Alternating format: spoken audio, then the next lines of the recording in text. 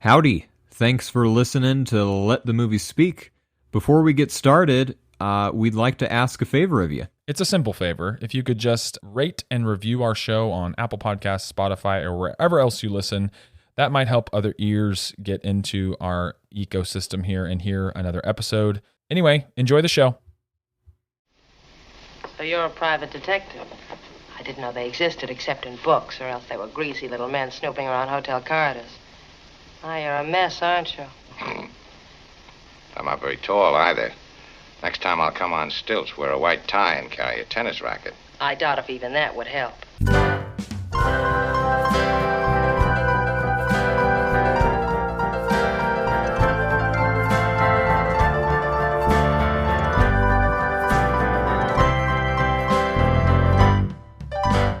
Let the movie speak. Living creatures of the universe, welcome back to Let the Movie Speak. I am your co-host and second in command, Justin. I'm Travis, and I didn't realize I was first in command until you just said it, but I now see that is clear.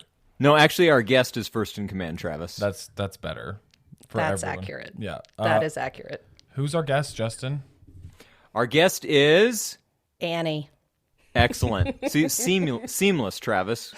Right? Okay, good. Perfect. Yeah. So we're here today to talk about 1946's The Big Sleep, which I've heard does not cause sleepy reactions. See how it's called The Big Sleep, and I used an adjective? Yep. Like sleepy? Okay, so what I'm getting at is Bogart and Bacall. The sparks are a-flying throughout history to this day, still causing fires, some of which are still not contained. Goodness gracious. So I think this is a big deal to a lot of people, including, I think, some people on this podcast. But before we discuss this movie, Travis and Annie, first in command, how are you guys doing?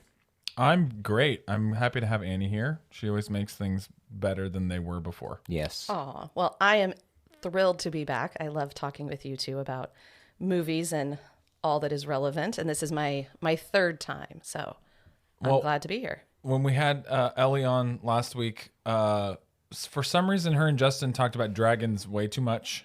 Yep, that sounds right. And we were talking about Great Expectations, so I don't know what mythical creature Justin will choose to... Does Pip ride a dragon? Did I forget that? Does Miss Havisham create one? None of that happens. Nothing. Is he out on the prison Hulk? None of that happens. Real? Okay. And yet, so much dragon talk. Because I've read Great Expectations. I didn't remember that. Yeah. If a dragon had come, Justin might have been more happy. I mean, I think... I would have been, for sure. I'd imagine. All we right. all would have been. Should we all talk about what we watched this week? Let's do it!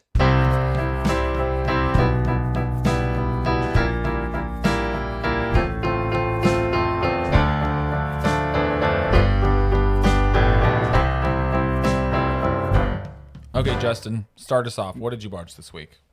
You knew I was coming for you, okay? Yeah. I see what you did there. Yeah. That's fine. I'll get you on the flip-flop, all right, my brother? Yeah, what did I watch this week? Nothing of what you just said is all right, but go ahead. No, it's all good. It's all good in the hood. Stop. I watched Kurosawa's Rashomon for, I think, the first time. I have seen some other Kurosawa films before.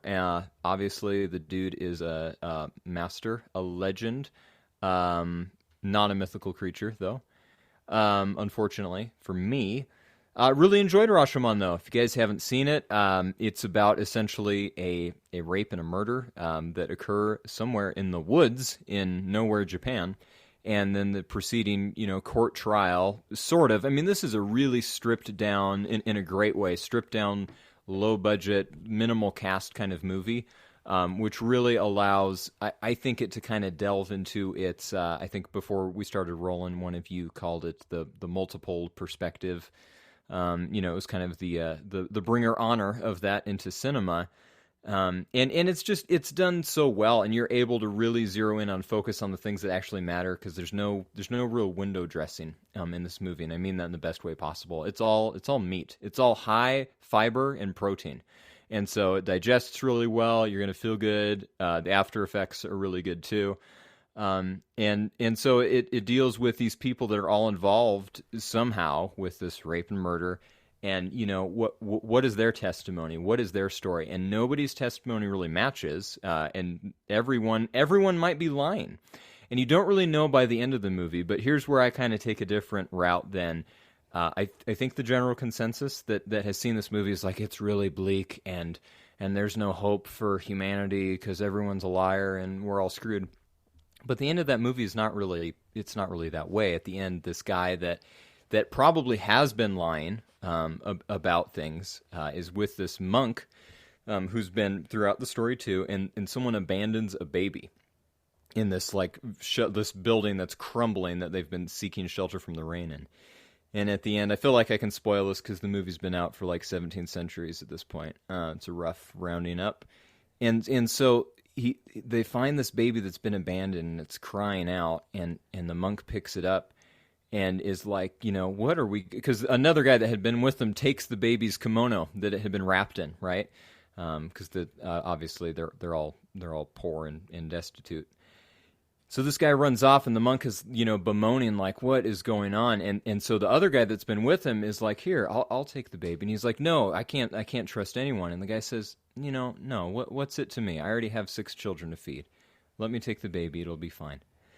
And then the monk's, faith in humanity is sort of restored, or so he says. And so I think what I take from that anyway is that there is, regardless of, even if you are a liar, like pretty much everyone in this movie is, even if you are someone that has done perpetually, participated in evil of varying degrees, the chance for redemption is just right at the door. It's right around the corner. And so rather than just being a Debbie Downer, I found it to be an Edward uplifter, and would recommend it to any and all who are interested.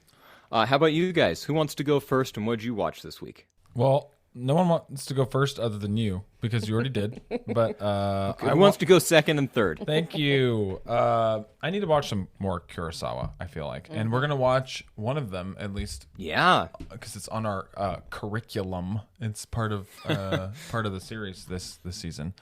Let's go to Annie. What did you watch this week, Annie? I watched a movie that just came out recently. It's on Amazon Prime, and I think it has some wider release too. But with lockdowns, it gets a little tricky. But it's a movie called One Night in Miami, and it's Regina King's directorial debut. And I first saw it advertised a few months ago, and I was really excited to see it. It's basically 4 leads, and it purports to be the night after the Cassius Clay Sonny Liston fight, and so it's Cassius Clay and Malcolm X and who are the others? Sam Cooke and Jim Brown. Yeah. And so it's an imagined evening the 4 of them could have spent together. They did all know each other in real life, but it was a play, and then Regina King turned it into a film. Actually, the reason it got nominated for some Oscars, I think it got Regina King for director. I'm kind of making this up, and I think Leslie Odom Jr. for supporting actor or for lead. Screenplay, supporting actor for Leslie Odom, and music. Okay, which is a Leslie Odom Jr. song. Yeah, so there you go. But I actually wanted to see it because the actor who plays Jim Brown is an actor named Aldous Hodge. And those of you who have ever watched the TNT classic Leverage, the Timothy Hutton vehicle, he was on that, like a decade ago. And I've only ever seen him in comedy roles, but every once in a while there'd be this glimmer of some real acting chops, and I was always really hoping I could see that come through. And I think Aldous Hodge as Jim Brown did an amazing job in this film. I was really impressed with his portrayal. Although I think this film, with all respect to Regina King, I think this film falls into a gap, I guess you would say, that a lot of stage to screen adaptations fall into, which is when the whole play is basically like 4 guys in a hotel room talking. Yeah. And then when you just stick a camera in front of them, like, I just feel like we talked about adaptation when I was here last time, or I think both times I've been here before. We've talked about book to movie adaptations. And so it's a little different though when you go stage to movie. And I feel like if you're going to do that adaptation, like take advantage of what film allows you to do. Yeah. Like get out of the hotel room and like move the camera around. And I mean, I can't make a movie. There's two ways to do it right. Like, I mean, Yeah. like there are examples of exactly like static sets on a stage, right? Yeah. Like if you can set it all at the beginning and then just put light wherever, that doesn't always translate to film the best way No. because it just feels kind of stilted or low budget or just like cramped, right? But there are things that do it well too. I mean, like Wait Until Dark is the example I always go to. It's like stage play. You can see how it's a stage play on screen, but the fact that it all takes place basically, and they do use exterior shots. They kind of come in and out with those too. And to be fair, this has exterior shots. There are scenes. Yeah. There are scenes that take place outside of the hotel room. But even in Wait Before Dark? Wait Until Dark. Wait Until Dark. Even in that, like they move the camera around the apartment. It's brilliant. Like you see the apartment from, and the camera follows her around. And, making full use of the Right. limited space or whatever. Yeah. And then like you have like I don't know how you all feel about it, but I thought that the filming of Hamilton on stage was really good. Was a really good way of filming a stage production. They weren't trying to make it a movie; they were filming a stage Right. production.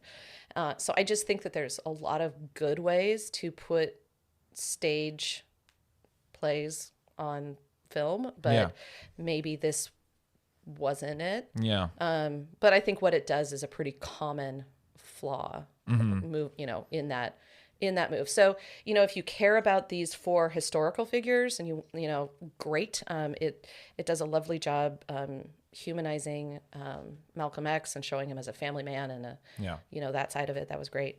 I loved Aldous Hodge's portrayal of Jim Brown, but I don't know. Meh. Yeah.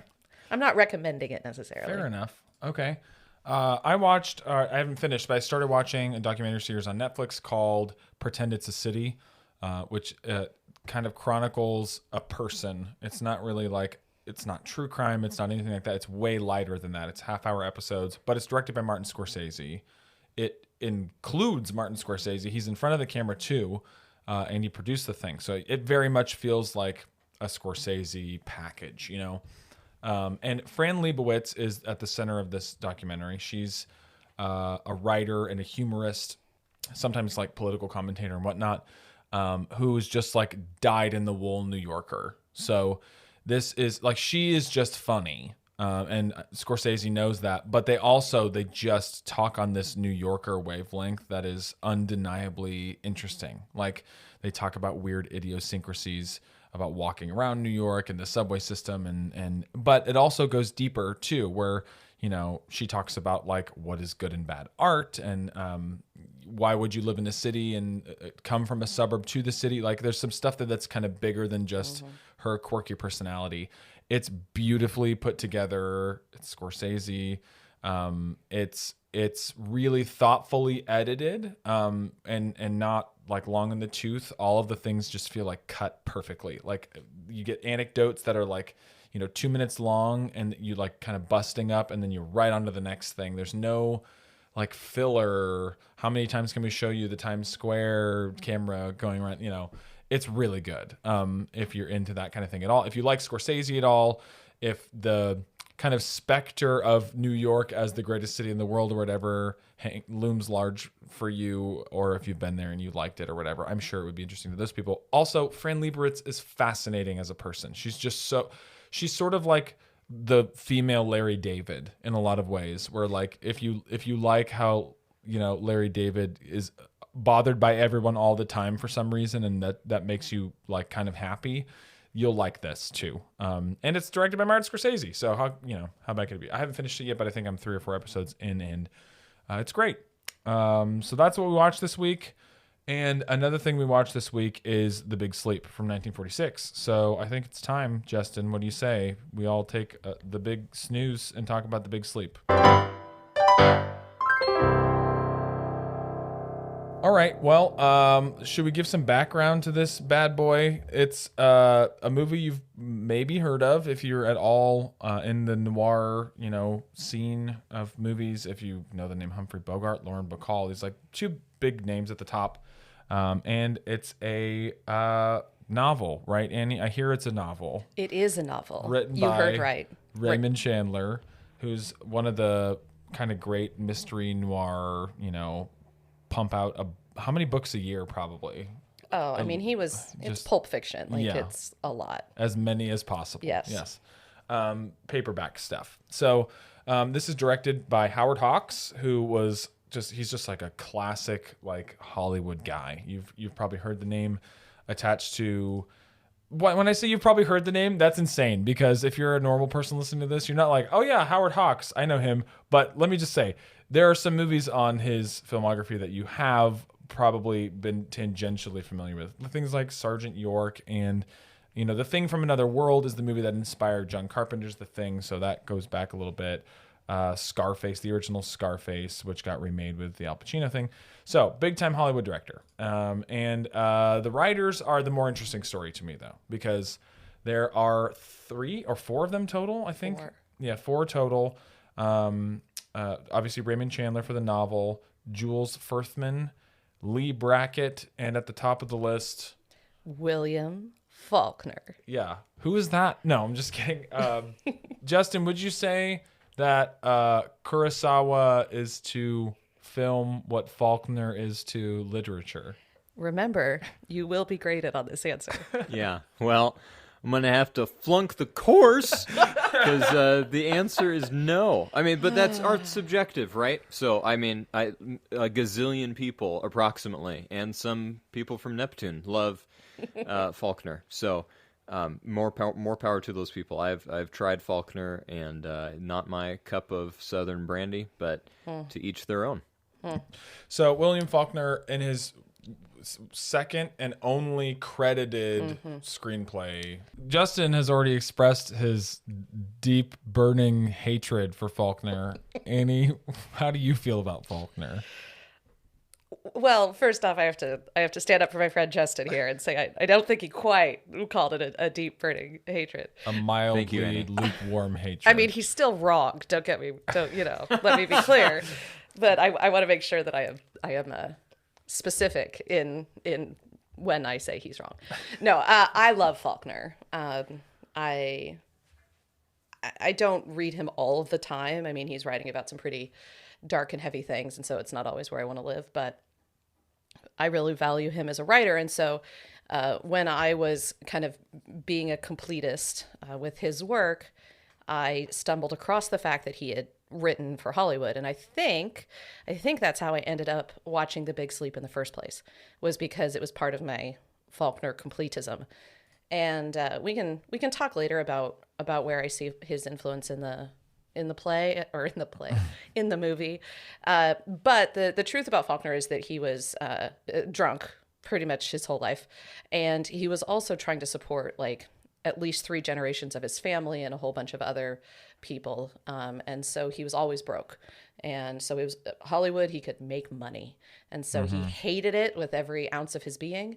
But he would do it because it was really the only way he could keep his family financially solvent. Have you read that anecdote about like he was on the set or whatever, and he asked if he could work from home? Yes, he has Howard Hawks, I think. Can I work? Is it the atmosphere on set is too tense for me? Is it okay if I work from home? And he said, sure, no problem. And then someone called his hotel room the next day to say, hey, do you have the next draft or these pages? And they're like, he left. And then he went back to Mississippi. Yeah.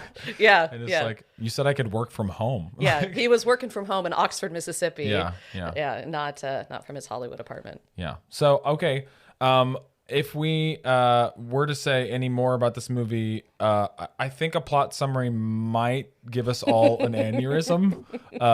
But I'll give you the log line. Private Detective Philip Marlowe is hired by a wealthy family.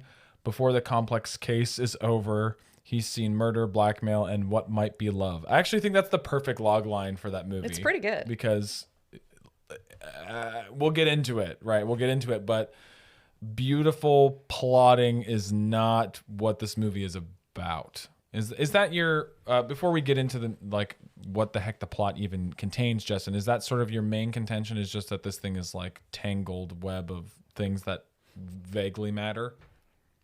I mean, that's one part, right? Okay. Like, generally, especially if you're seeing a movie in this genre, okay, Howard Hawks is not our good friend David Lynch. Right. So I don't think he gets the latitude for like, oh, it just doesn't make sense because I'm creative. You don't get to do that. So it's so like it's such a labyrinth and such a maze.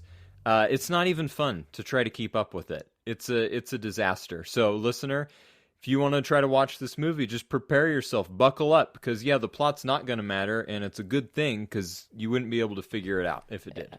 I do have ideas of why the plot is like it is, and I don't think it's Hawks. Yeah. Yeah, I agree. Well, you read the book and prep for this, right? Yeah, I did. Yeah, so Andy can shed some light on how much of this is carryover from the Chandler novel and how much of this is studio, because there is definitely some studio like application over the top of all of this stuff too. Yeah. So obviously it stars Humphrey Bogart. He's a big deal. Lauren Bacall, not really a big deal yet, but she had one big hit before this with him, To Have and Have Not, which I think is the only other Faulkner credit, if I'm not mistaken, credited screenplay. And then not a giant cast, but a bunch of other perfectly reasonably good actors, I think.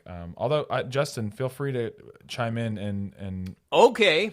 nitpick any of these performances. I don't think I had any issues with acting in this movie, but No, I think the performances were great. Well, yes and no. So performances overall, I think we know everyone in this film is capable of acting, right? And acting very well. However, I'm just trying to think of a way to phrase this. Are you talking about Carmen? No, I'm not actually, Okay. because unfortunately that person exists in the world. Oh, okay. I'm talking about the way that the audience is supposed to believe that. Here's a spoiler, everybody. Bacall's Mrs. Rutledge and Bogart's Marlowe fall in love. Yeah. And this is some of the dialogue. We're just going to roll the tape right now. Oh, no. This is some of the dialogue you can look forward to, so that you know that romance is really hot and it's turned up to 11. Here you go. Ready? This is Mrs. Rutledge to Philip Marlowe. I love you. Okay, that's it's an actual clip, and then here's a reply from Philip Marlowe to Mrs. Rutledge. Same scene. I guess I love you. Okay, Not so that's what you have to look fair. forward to. just That's what you have to look Not forward to. fair. All right. Hey, I think it's time we get into what's it saying, because obviously there are some opinions, and let's hear what they are. Okay, so the basic part of this plot, right? It circles around the Sternwoods hiring Philip Marlowe to fix a blackmail problem, right? And Yep. that's really, like, if you knew that much going into it, that's probably most of what you're going to get. Like, the rest of it is like just a tangled web of whatever. But we have Humphrey Bogart as the lead, and he goes to General Sternwood, who's we only see, I think, in the opening scene, right? And he has the two daughters. We see the first daughter. That's Carmen. She's Well, the first one we meet is Carmen. that's what I mean. Yeah, Yeah. the first screen appearance is Carmen, and it's already like clear. I feel like from moment one, this is a strength in my mind and not a weakness. From moment one, this movie tells you exactly what kind of movie it is. Like that first exchange between him and her, it's like, okay, this is what I'm getting. The tough thing with this movie, and I think we'll all agree on this, whether or not we walked away going like, I enjoyed that or I did not enjoy that, is that theme is not going to be an easy thing to go, that was tasty and scrumptious and so thoughtful and layered, because there's just not a lot there, right? Like, it's a consumer piece. It's like in the same way, Justin, that Meet Me in St. Louis was fluffy, right? Like, there are ways in which this movie is also fluffy. I just fully admit that the aesthetic is the kind that I like better. I mean, that's just honestly, like, there's no question, like, snappy dialogue coming out of Humphrey Bogart's mouth is way more appealing to me than like some mediocre, middling show tunes that no one's going to remember after the credits roll. So let's start with the characters and see if we can get somewhere from there, because I don't think going plot point by plot point is the way for this movie. Humphrey Bogart, the man of the hour, okay?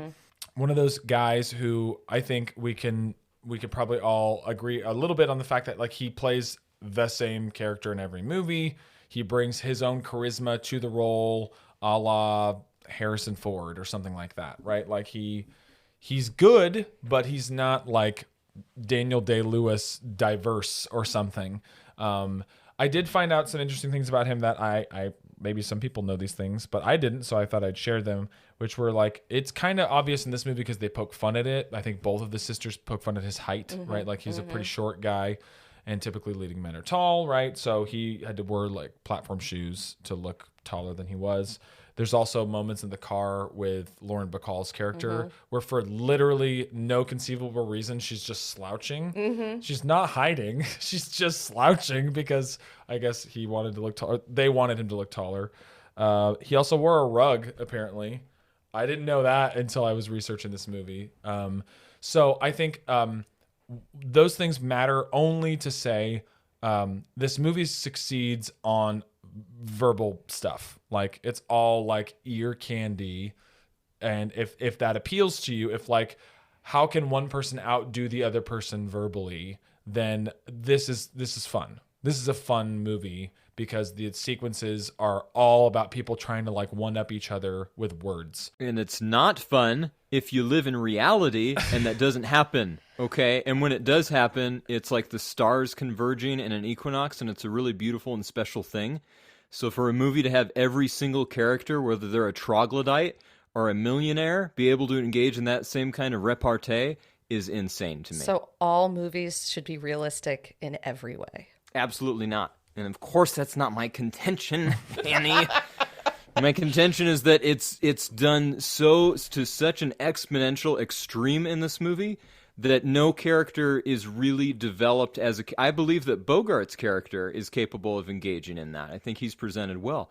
But every side character that comes in is just like, hey, what'd you do for lunch today? Well, Jimmy, I want a taco sandwich. Oh, you want a taco sandwich? Well, tell me about it. And it's just, you just get lost in this, and then somebody has some stupid punchline. Just order a taco sandwich.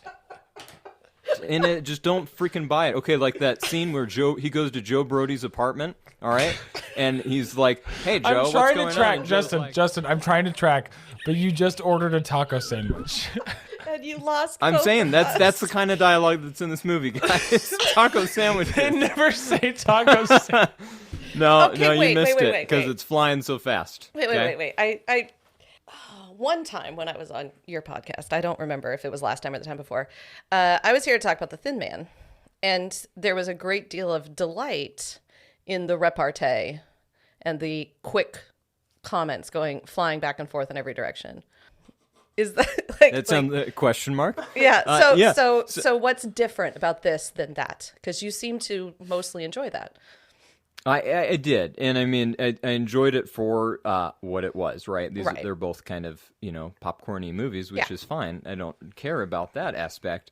What I care about is this movie's pretty much devoid of humanity, unlike The Thin Man. And it's devoid of relationships that have any resemblance to relationships in real life. So to add, it's not necessarily, if I'm being honest, it's not necessarily just the dialogue, and that is, I just don't buy, okay, again, to go to Joe Brody, I do not buy that kind of meat-headed character who in any other script is like, steak and potatoes, and then gets clocked in the mouth, I don't buy that Humphrey Bogart's like, sit down, Joe, and he's like, okay, I will, and then I'll tell you I went west on 6th Street. It just, that's not going to happen, And so what I see there is that the writers, or the writers' room, I guess in this case, writers across the country, whether in Oxford, Mississippi, or Hollywood, California, all have this idea that the man of intellect will conquer the world, and be it before presidents and kings or before the lowlifes of the slum jungle, he will outwit them all, and they will listen to him, and they freaking don't. They get killed. Yeah. So for this movie to kind of claim like, oh no, this is kind of real, and like, because The Thin Man's got like a silly dog in it. Okay, so there's like a suspension of disbelief where it's like, I buy that universe. This movie, on the other hand, is like, here we are. It's hard boiled. It's gritty. And by the way, everyone talks like a computer. It's just insane to me. Okay, well, so there's I have two thoughts, and then Travis, you can decide which road. Oh, to I go get down. to be the judge? Yeah, so I just mixed a metaphor, and I'm totally fine. And so one thought is, there's the issue of genre. Like this is definitely a genre flick. Like it is, it is following no question. No question. So there's the idea of like, what does it how much does that play into our How high is the bar? Yeah, like what are we expecting of any film that is so deeply tied to its genre? The second thought I have is that I did read the book recently before I watched, within the last week. And what I find is that most of the criticisms about character and about plot holes are valid and true. Yeah. But they are the result of not communicating what is in the book. Like, just if you know what they left out, it fills in the gaps that are very frustrating to those who haven't read the book, which is, you're not supposed to have to read the book before you see the movie, right? The movie should stand on its own. You shouldn't have to read a novel in order to understand or follow a movie. So I don't mean that as a justification or an excuse, but just as a thing that is true. Yeah, I think there's no question that the story, if what you're looking for is like story first or like even intelligibility at times, this is not a movie like where that is held in high regard. The question at the end of the day is like, did you enjoy the chemistry between the characters and their dialogue, period? Because that's all it is. That's all it has to offer. So it's either a question of did you enjoy that or did you not enjoy that? That's all it's got. And for me, like I don't think this is a perfect movie. I don't think this is like the best noir movie ever made.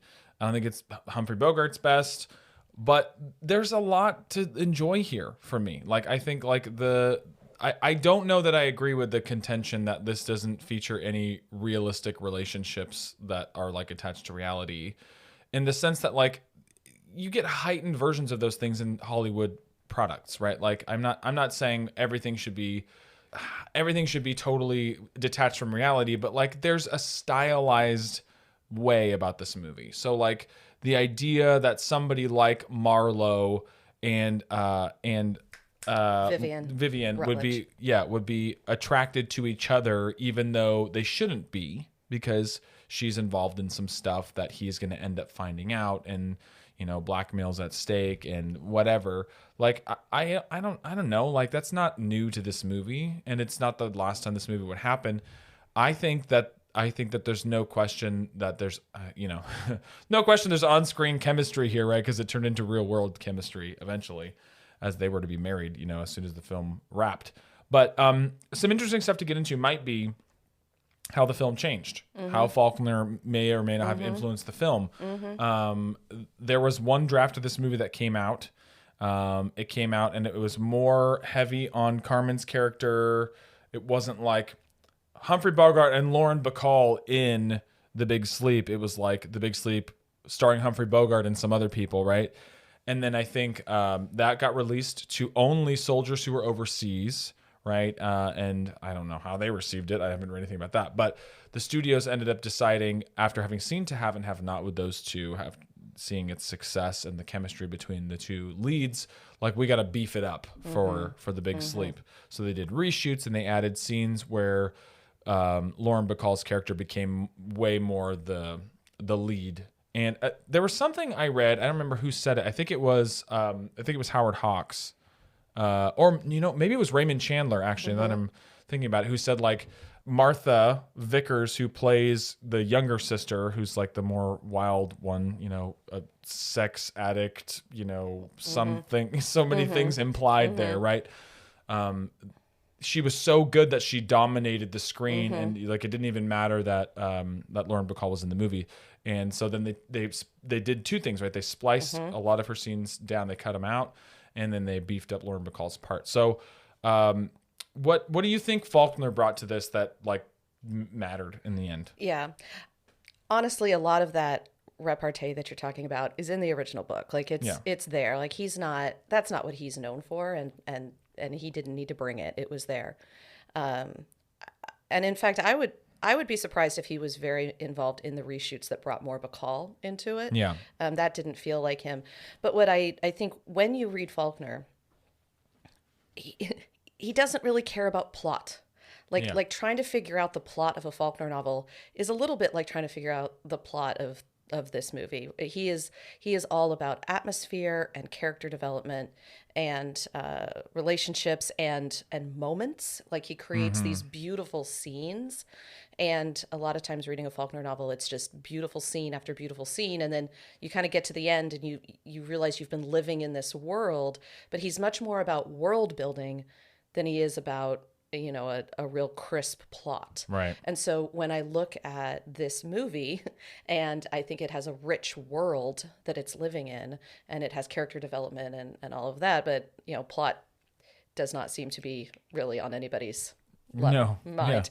I can see how that goes together. I can see that connection, and that the plot is much more clear and crisp and understandable in the book, and I can see how Faulkner doesn't care about keeping the plot intelligible, or even what Justin was saying earlier about motivations of like, why are these people doing what they're doing? And Faulkner's like, you don't need to know that.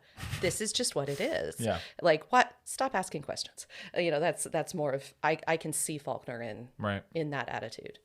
Justin, so far it sounds like you love it, but I just want to know, what is your biggest gripe about this movie? Like, is there one thing, or did you already say it? Because if you did, I'll think of a better question to ask you.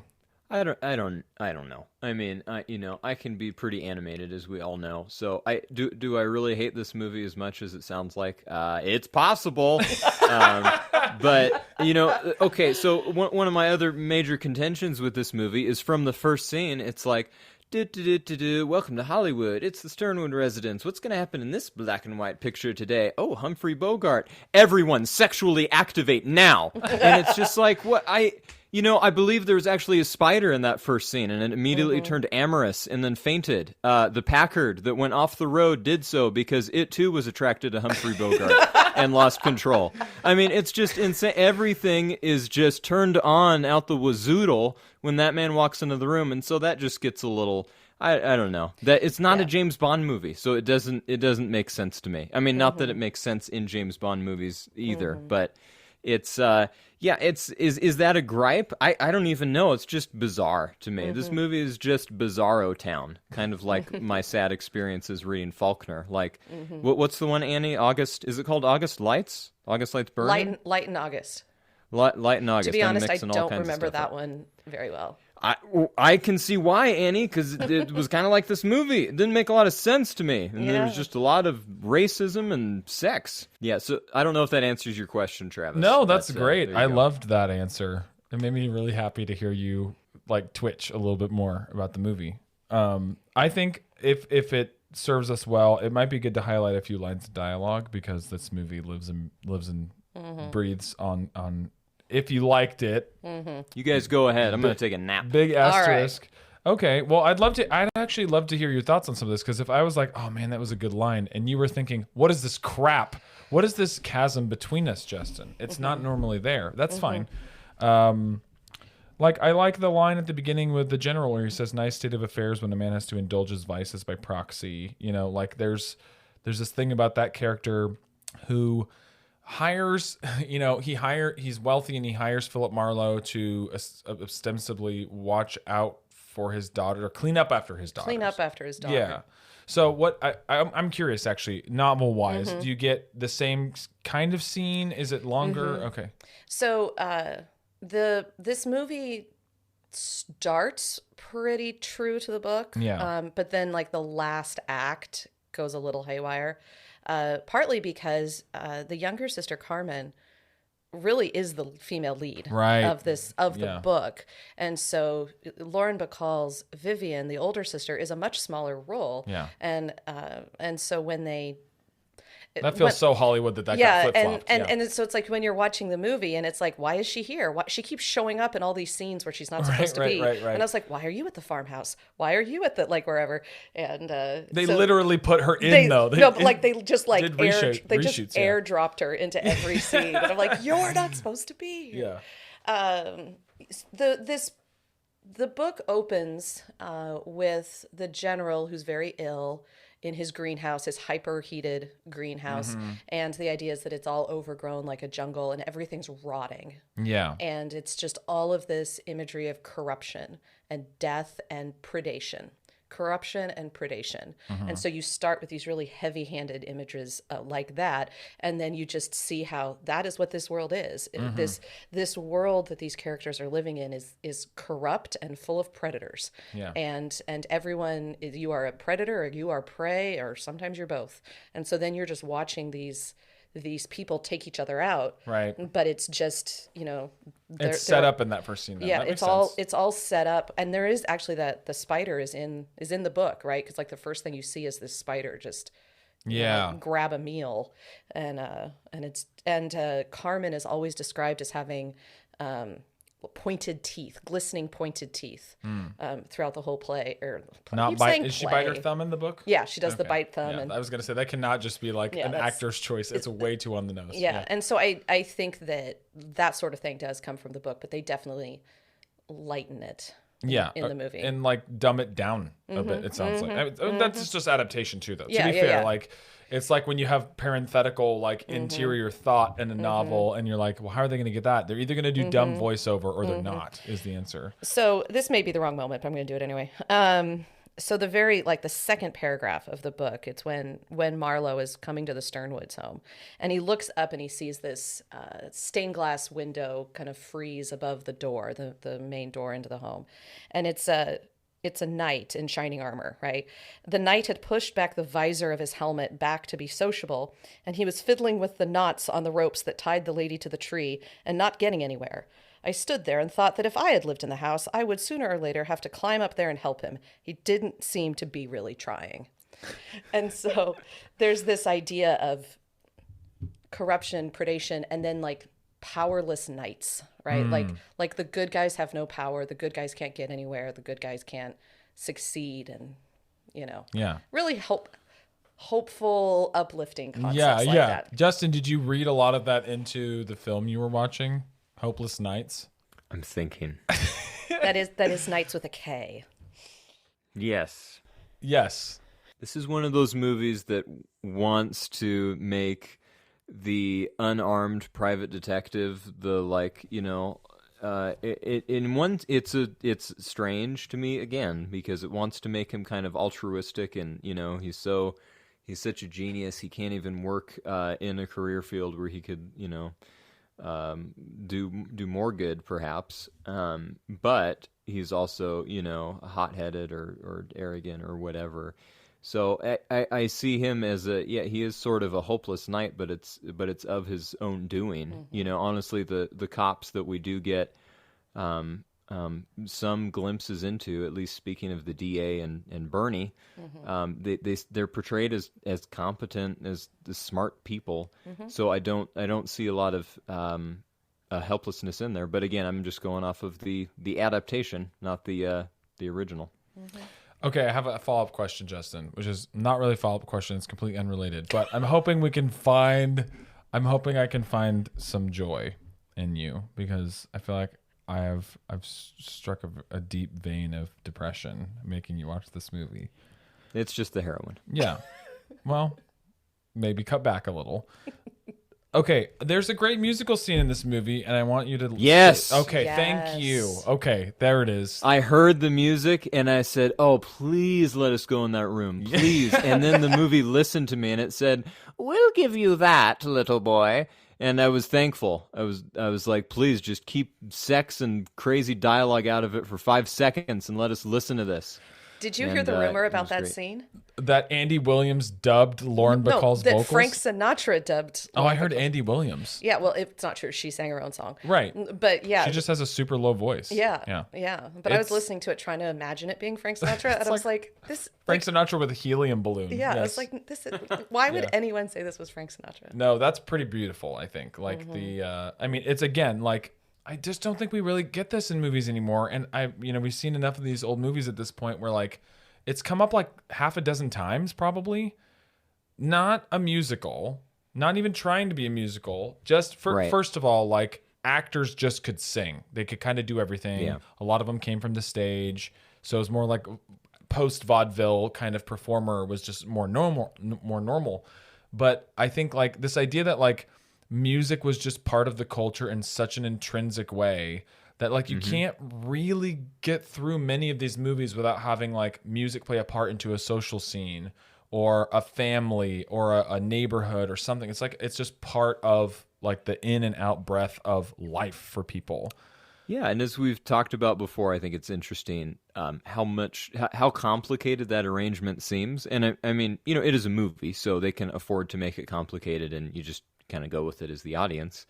But it's not like, I mean, they're just kind of playing for fun, you know. Yeah. Like obviously those guys that she is playing with are, you know, all part of some musical group of some sort, and probably, at least in the movie's context, do that professionally.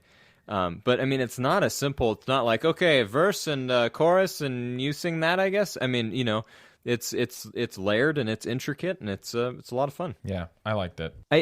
I think what's actually interesting about this movie, and it's just a thing. It's not a gripe, everybody. I'm sorry. But you know, it came out in 46. Yeah. I guess they're probably filming in the end of 45, right? Right before they get married. First release was 45, and then the reshoots put the second, Okay. like the wide release in 46. Yes.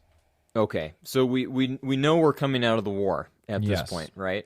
And so the wide or the second release is after the war, but so interestingly, it makes so many points to remind you, and maybe Annie, was this book written very close to when this movie was first shot? I'm gonna let Travis look that up because I can't Okay. I can't tell you, but So- I would think it's not that far off.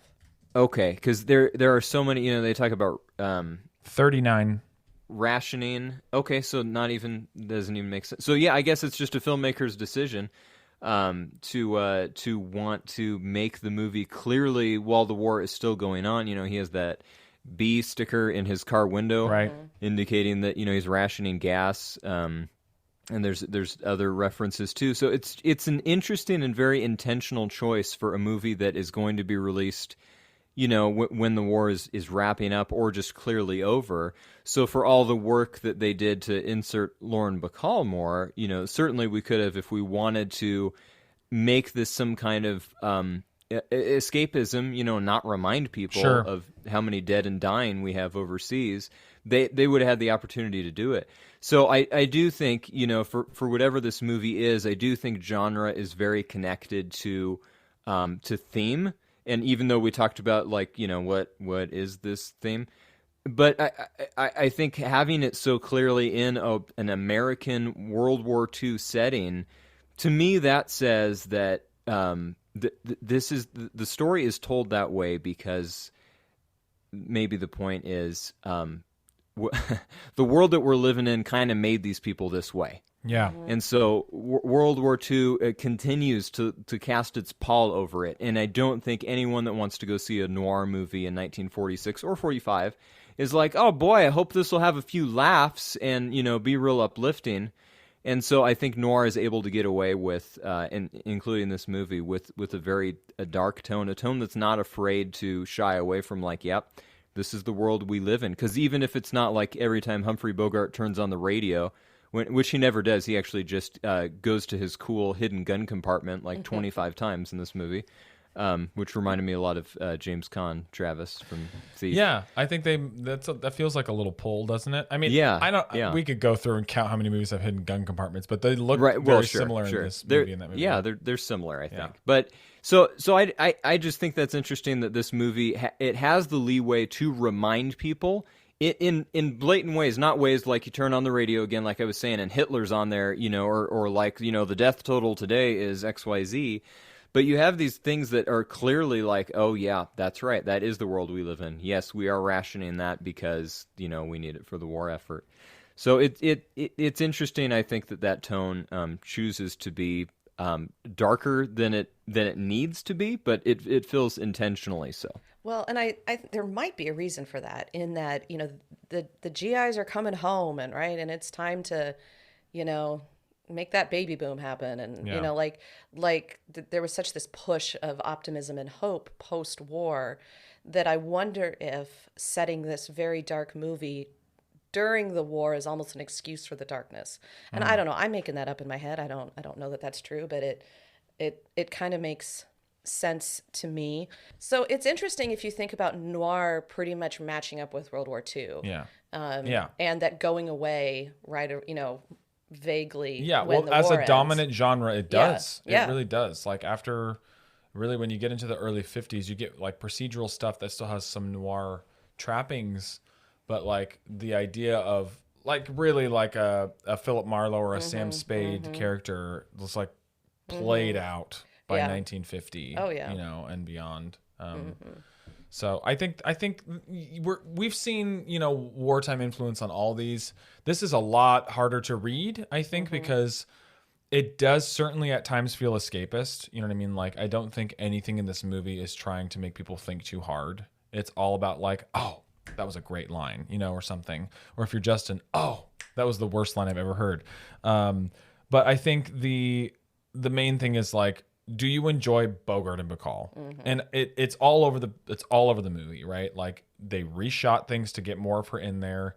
By the time they did the reshoots, those two were married, so the chemistry is like way changed because they went from being like, oh, we're having this affair to now we're a real item. I don't know. I mean, like, I'm divorcing it from all of the ugliness in real life of Humphrey Bogart being a raging alcoholic and her basically being a marriage breaker upper and all of that stuff, which just happens in the world and is ugly and sad. As a movie, like the product that exists is, to me, just like snappy and enjoyable. I think before we move into our wrap up, I'm interested to ask you about the ending of the novel.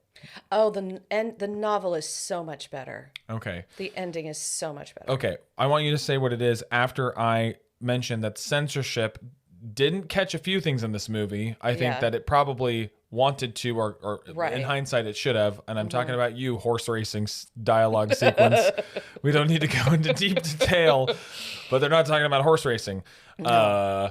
But the ending got changed by censorship in this sense. The censor said, like, I think the original ending for the screenwriters was like, you were going to send Carmen out to be shot by the heavies outside. Oh, okay. Well, And they were like, you can't do that. She's just a poor girl. And it's like, well, she's not just that, first off, but it was too much for the censors. And they suggested, well, why don't you have it be the big baddie, you know, which I guess he's the big baddie. At some point in the movie, he becomes the bad guy, you know? So how does the novel end? So let's see. We are doing all the spoilers here. Oh yeah. So Carmen did it. Carmen Right. is Carmen.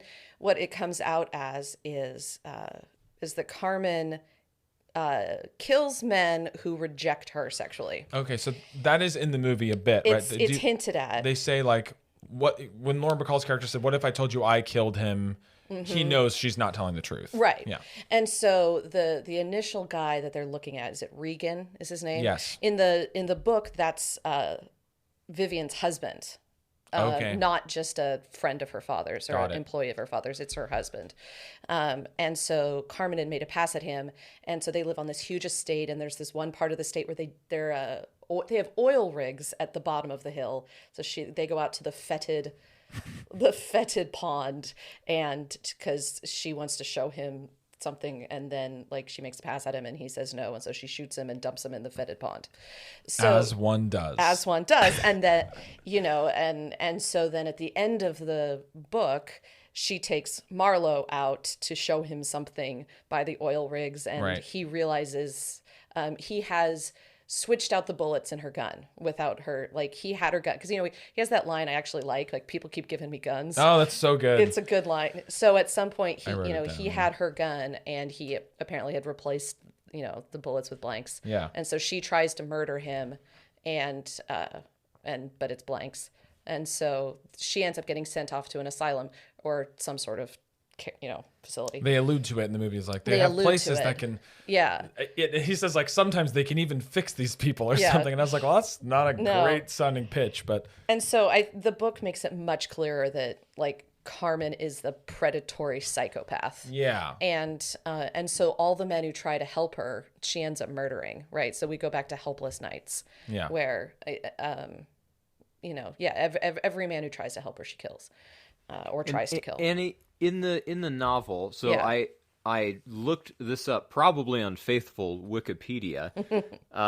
So there's all this talk about the photograph, and so Yeah. I thought, okay, well it has to be like something pretty indiscreet, right? Or it's like prints for the Soviets' atomic weapons. no, I yeah. don't know.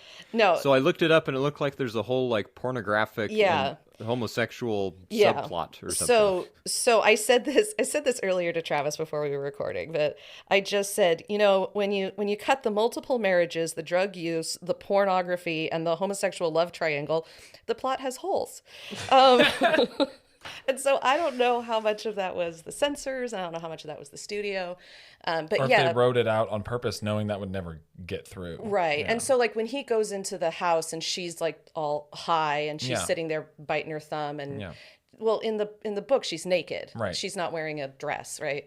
And Makes a little more sense that way, actually. Yeah, and Geiger is part of a homosexual love triangle, and so like the murders are motivated by jealousy and and all of this stuff, and it all actually makes sense in the book. Yeah, I mean, I on the one hand, Justin, I don't know how you felt about that like I got that. I mean, I'm not saying I got Geiger was in a homosexual love triangle. That's not in the movie at all. Right. But the fact that the picture was what the picture was, and that was the blackmail, like I got it. I didn't need to hear anymore or see anymore. Like understood.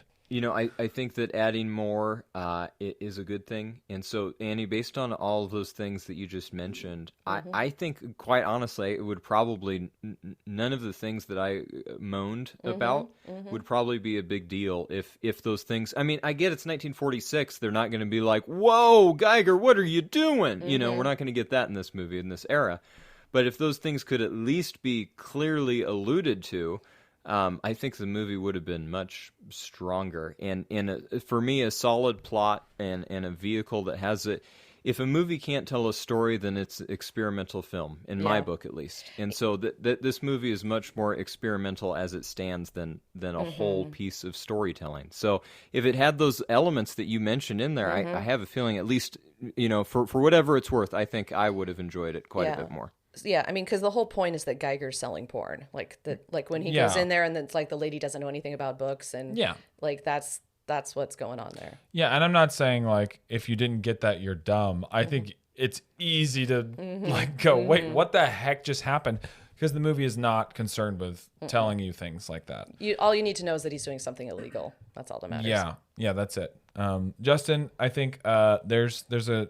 I think this is in Lauren Bacall's autobiography, actually. She tells a story, which it really does sum up the movie beautifully, whether you enjoyed it or not, I think, which is, she says, one day Bogey came on the set and said to Howard, who pushed Taylor off the pier?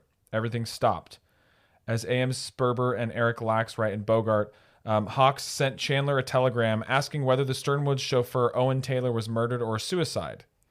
Damn it, I don't know either, Chandler recalled. So I think, like, you're taking Chandler, who had that answer to that question. You're adding Faulkner, who cares little about these details and is more concerned with, like, sketching out characters with words.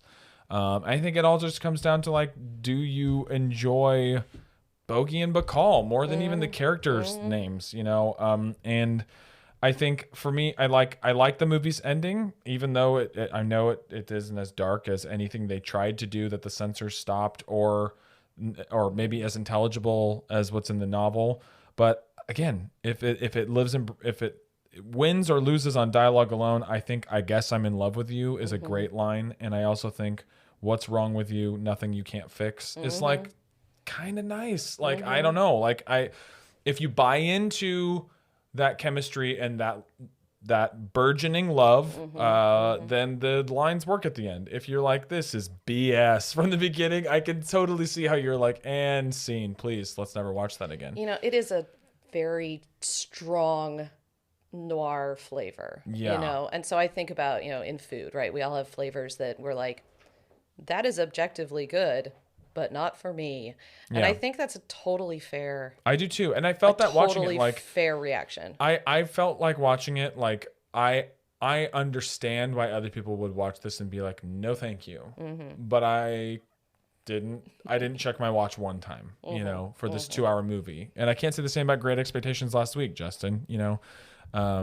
Should we get into our wrap up and try to answer the question? I'm on pins and needles waiting to see what Justin's going to say.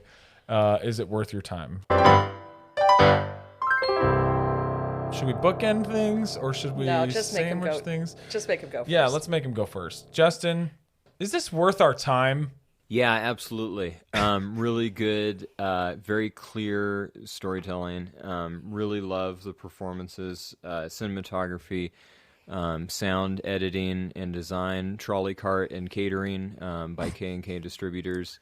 Everyone's really firing on all cylinders here. So if you like Humphrey Bogart and Lauren Bacall, and who doesn't, am I right? Yeah, this is the movie for you. So, yeah, probably if you like noir, just watch this daily. I know I will be. Poor, I feel bad. Poor Justin. He had to watch a movie he didn't like, and then he had to sit here and listen to us tell him. He probably deserved it for some reason. All right. Okay. What did you think, Annie? I will say this. I love The Big Sleep. I love the novel. I love the movie, although, they are distinct art forms. I don't necessarily think this is the best Bogey and Bacall. I don't necessarily think this is the best noir. I don't necessarily think this is the best movie with witty repartee. That would be The Thin Man. That said, I love it, Yeah. and I am a sucker for that, like, early 1940s style. Is it heavy-handed? Yes. Am I here for it? Yes. So, yeah, I think what I just said is kind of what I mean, which is this is a very strong flavor. Yeah. And if you love it, you love it. And if you don't, you don't.